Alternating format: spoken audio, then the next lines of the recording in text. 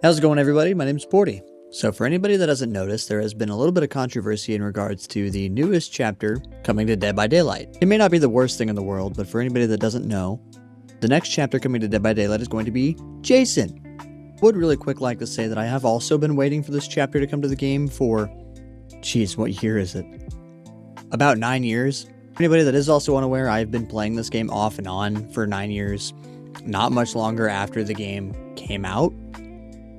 Yes, I am very excited that Jason is finally coming to DVD. It's not a video of me by any means sitting here saying, but we're only getting Jason for the 10th anniversary of Dead by Daylight. I've very much been looking forward to him coming to the game, and I'm very happy to see he's finally coming in. However, there was a small controversy about his announcement. Before I get into that though, at the end of the video, if you do find that you like the content, make sure you like the video, subscribe, hit the notification bell, you know, all the good stuff. But anyway, into the meat and potatoes of it. So essentially, BHVR put out a roadmap. There was a blurred piece of text in a box that pretty much said, stop peeking behind the blur, which was funny. I actually kind of liked that. And then not long before the announcement, they essentially put up the same roadmap, but instead of a blurred stop peeking behind it, it had a specific date and time saying to tune in. Well, that date and time comes around. Everybody's waiting, very excited, obviously anticipating the announcement of whoever we're getting for the 10th anniversary. And then the stream starts a little late,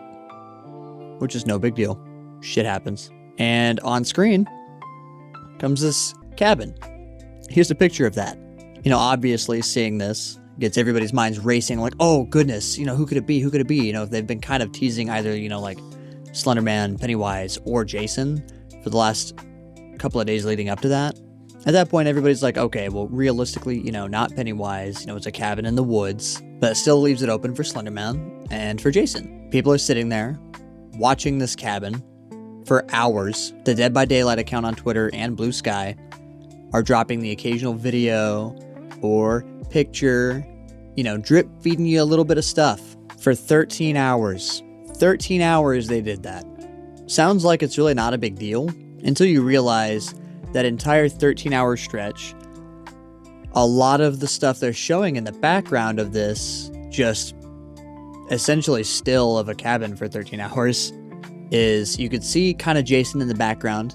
You know, kind of can't tell it's Jason, but now in context, it's pretty obvious. There's weird stuff like people riding a bike across the screen, random sounds in the background like somebody digging, people partying, obviously birds, but they really hyped up the birds. I know like it sounds like it's obvious because it's, you know, in the woods, but they really hyped up those birds.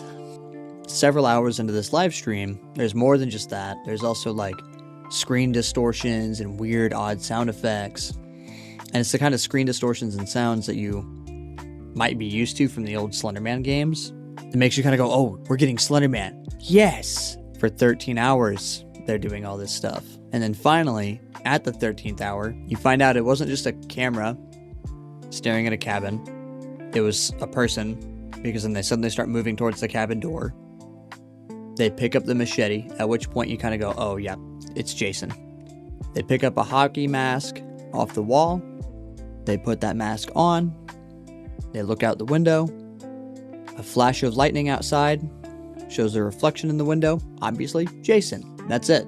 All this sounds pretty harmless. Sounds kind of cool until you realize they had you sitting there for 13 hours for a 30-second clip with no follow-up. Nothing. And I already know what you're going to comment. I can already hear the keyboards clicking. Well, you didn't have to be there the entire 13 hours. Yeah, I know. I wasn't. I will say, I was there for about 5 hours because I was also live streaming it over on my Twitch, but there were a lot of people who were. And while not necessarily the end of the world, because it could have been kind of a cool community moment, the biggest issue I have with this is that they set out an announcement for a specific day and time. That time arrives, and then you had to wait another 13 hours for a 30-second clip. And honestly, that's kind of like what all of the controversy really is all of that and people being angry and upset. And I kind of am too. I'm not going to lie. Not disappointed that we got Jason, but they were teasing a lot of just various stuff. Like like I said, not just Jason. They were teasing Jason. They were teasing Slender Man. They were kind of teasing Pennywise a little bit, like, or at least those are the vibes that they gave off. But you had to sit there for, well, you at least had to wait for 13 hours. Not that you had to sit there.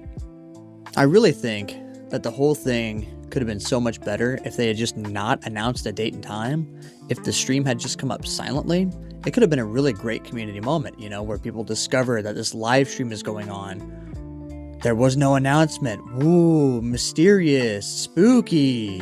And then at the 13-hour mark, you've got all these people sitting here who have been, ooh, speculating. What is this? What could it mean? And then they walk into the cabin, show that it's Jason, cut stream. Could have been perfect. A fantastic community moment. But instead, they told you to be there at a specific date and time, so you could be a part of something.